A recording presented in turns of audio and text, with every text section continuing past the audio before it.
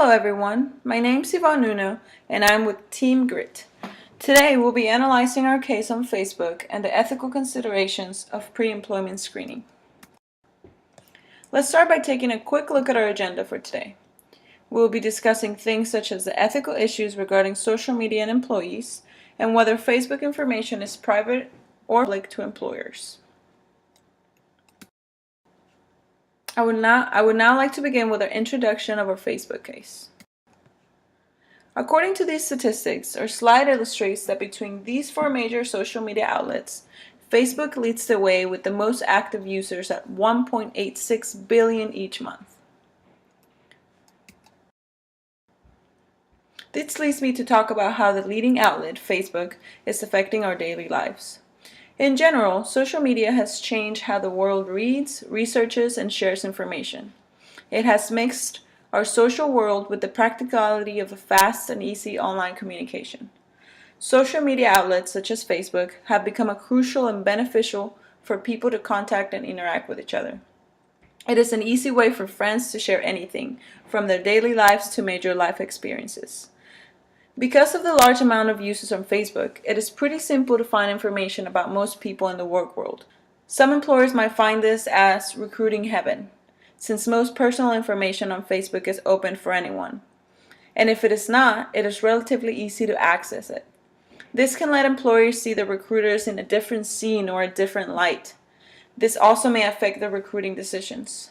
In this case study, we will be analyzing the ethical issues regarding social media and the use of personal information that is being utilized by employers in the recruiting process. Here we have some regulations that the U.S. has to protect information about recruiters. Example of some protected information includes age, disabilities, genetic or family information, national origin, pregnancy, race or color, religion, sexual orientation, or political views. I will now be passing it on to my teammate Mariana to discuss some of the ethical considerations about the case. Thank you, Yvonne. Now I'm gonna talk about some of the ethical considerations of using a tool like Facebook for pre-screening for employment. If we look at Facebook as a tool for information in general, and we put ourselves in the shoes of the recruiter, we're gonna find that there are some pros and some cons. So if we talk about the pros, we're gonna see, of course, a sheer amount of individuals with a Facebook account. Like Yvonne said before, 1.8, almost 1.9 billion of people are posting on Facebook on a monthly basis. This is also an online forum, which makes it very public and very open, especially if the users haven't configured their privacy settings. All the information is available via Facebook if you have no privacy settings to anyone looking for your name. And even if you do have privacy settings, for example, let's say to share only the information with your friends, still companies or recruiters have methods to access your extended personal information, like using snowball sampling, which is, for instance, using a questionnaire that you can interact with and then post back the results. That will give them access to your profile information, but not only to that, also to your likes and the shares and the posts that you do on your wall. Another pro is that they have a real world view of the individual uh, posting or the individual sharing of information, since we share things, from uh, the things we eat to the places we go, the people we hang out with, the associations we have with universities, etc. But the cons are also very heavy and or heavy weighted, and we have things like not all the information that is shared on Facebook is relevant to your job. And recruiters also expose themselves to discrimination lawsuits, especially if they start making judgments based on protected information like religion or political views, age, race. They can also find fake profiles, which, even though they are easy to filter out, there are plenty of them out there. And for real profiles, they can even find false information. In the case, we have an example of a college student that posted to belong to a group called Future Trophy Wives of America. Of course, this is meant to be a joke, but for a recruiter, this could be an important indication that this profile will not fit with the organization. And another problem that they find is that the boundaries of data are very blurry. So, what that means is that when companies have access to your information, they also have access to the network of people that you belong to. So, since the sharings are back and forth, it's very hard to see exactly what is your personal sharing of information versus your friends sharing information about you.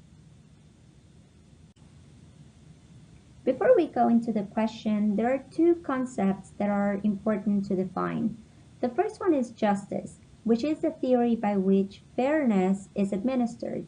And that leads us to what is fairness? And fairness is the concept by which we assume we are looking at things without a bias or with impartiality, without a prejudice or favoritisms, which in the case of Facebook, honestly, is really hard to do. The first question in our case is, what are the main ethical issues regarding social media for users and employers? And first of all, we see the problem of fairness and the ethics of justice. And this is mainly because the information shared on Facebook lacks context. It lacks the reasons why or when the information was shared. Also, we find a lot of false information, which again, that type of data does not reflect the real personality of the person. And also, the persons sharing or individuals sharing on Facebook are trying to portray a persona. And a persona, um, it's really what you want other people to see from you, but it's not necessarily a full reflection of your character and the richness of your real person. If we look at things from the utilitarian approach, we see that what we're trying to do is maximize the good while minimizing the harm to stakeholders. And by stakeholders, we know that these are all the customers, other employees, shareholders, community, and the environment, among other things.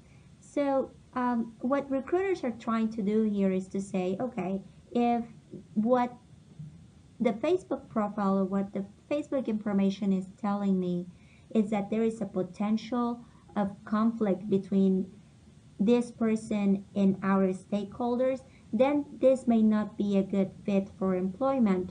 But again, because we don't have all the context, all the information, and an accurate portrayal of the persona, it's not fair to really make that assumption.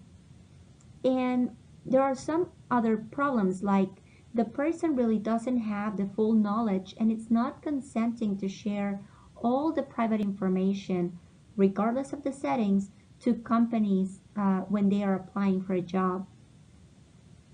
And the use of the information is left to the social scientist or the recruiter's not judgment. So this is also not not impartial. This is totally biased, which again makes it very unfair. Later on, we're going to talk about privacy, but at least in America, the Fourth Amendment of the U.S. Constitution implies that everyone has the right to privacy. In other words, to be left alone. And even though we share things on Facebook, there is a cultural understanding that some of this information is made, it's It's private and it's only intended to be shared with our friends. So now I'm going to pass the word to Altina or Tina Akilbekova, and she will expand on the ethical considerations of using social media for employment. Thank you, Mariana. Moving on to this question, we will think of ethical behavior, which involves demonstrating respect for moral principles such as honesty, fairness, equality, dignity, diversity, and individual rights from Business Dictionary, which then brings us to the question, does HR use these principles in their consideration? We think that it's highly unethical to use Facebook or any other social media in employment consideration. The information that was shared on Facebook is mainly addressed to the people that are related to the person sharing information, which is his friends, whereas hiring agency have zero experience about the person's character. Most of the time they can misinterpret a good qualifying candidate in their hiring decision when they look through their social Facebook profile. However, when an individual is sharing personal information on such network, even if it's privately shared among his friends, his information can leak and become widespread through his closed network. This is at the individual's own risk and responsibility. Most of the time, people who share their information publicly try to show only the part of their personality, and sometimes they don't even act in person the way they show themselves on social network.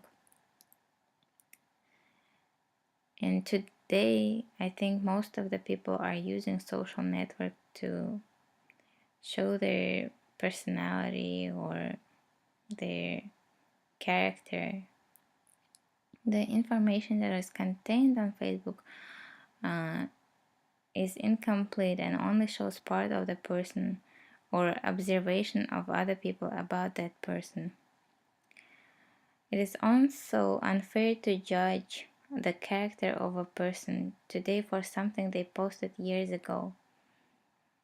For example, if someone posts some political jokes years ago and nowadays they don't mean that and they haven't deleted the post, when hiring agency is looking through their Facebook profile, they could see that information and they could disqualify that person from hiring process. So human resources should not use a Facebook and any other social networking site in consideration of potential hiring processes.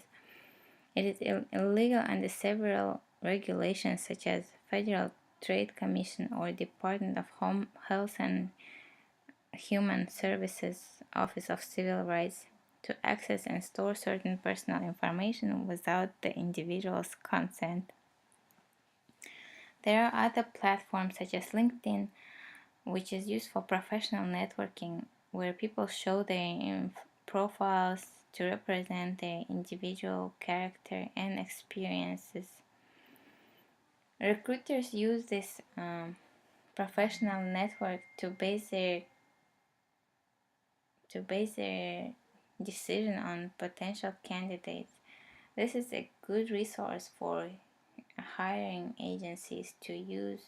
It's a tool that is used for hiring process, and human resources can look through candidates and their individual profile, their experiences, and they should base their decision by looking through such professional networking sites. And now I'm gonna pass it to David, and he's gonna talk about the Facebook and is it information that is shared on Facebook is private and confidential.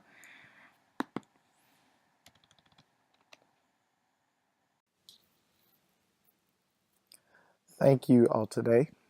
Moving on from the previous question, we will now discuss whether communication on Facebook is private or public and whether or not everything written on Facebook is potentially public information.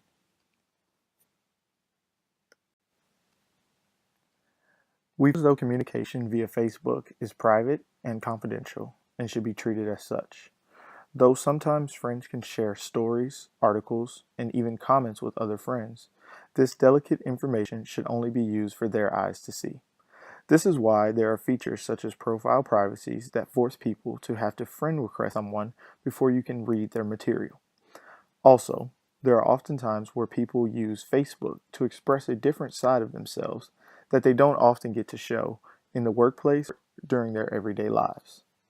Lastly, we believe that judgment solely based on social media is unfair to everyone, and employers should spend their time getting to personally know the people that they are attempting to hire.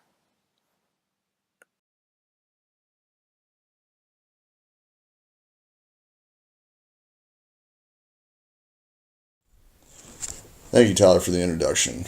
Next, we'll look at question 4. Would it be ethical if Facebook profited from selling?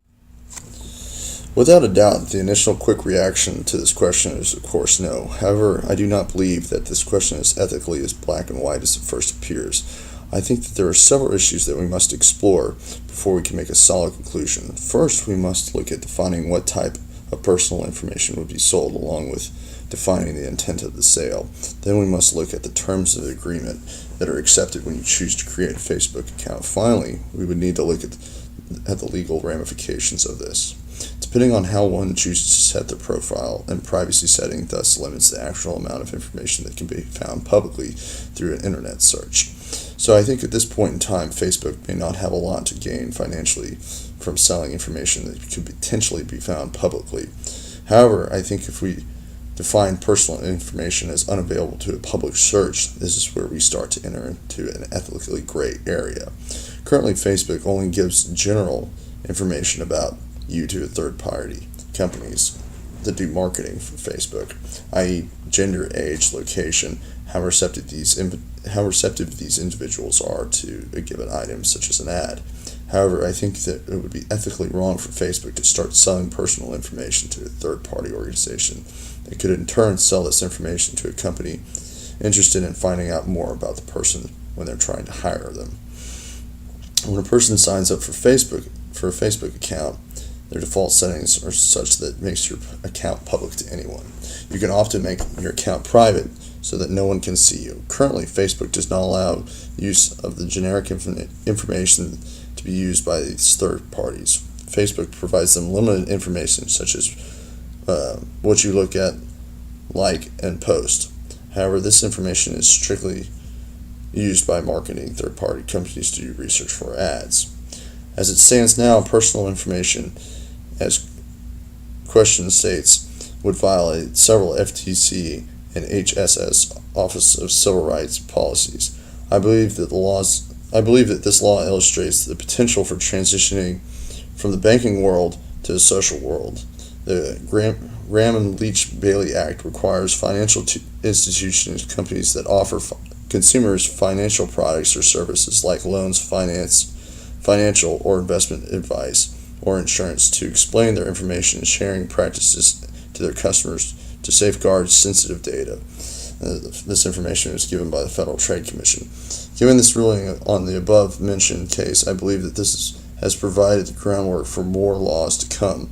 I do not think Facebook would try to profit from selling your information, despite if they would truly want to or not, just given the legal ramifications they might face if they were to do so. Given all of these points, I think it would be both morally and ethically wrong for Facebook to sell your private information to companies in order to make a profit. I believe in the very near future we will be seeing many more cases pertaining to social medias and how companies use this information that can be found publicly and potentially privately.